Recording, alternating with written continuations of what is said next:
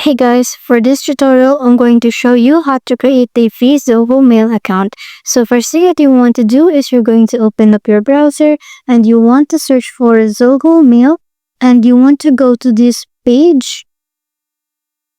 And from here, you can either choose to create a business email or a personal email. And then you're going to either input your information here, or you can also sign up using your Google account, your Facebook, your LinkedIn, or your X account. So for easier sign up, I'm just going to click on the Google. Then I'm going to choose my account. And after that, it will bring you to this page and you're going to input your first name and your last name. And the name that you're going to input here is the name that you want to use for your Zoho mail account. And after you've done that, just click on the I agree to the terms of services.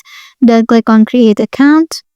And after that, it will ask you to input your mobile number. So just go ahead and input your number and do the verification step, wherein they will send you a code through your mobile number and you're going to input it in the web cell. So after you've done the mobile number verification, it will ask you about your preference for your mail. So just go ahead and choose your preference here.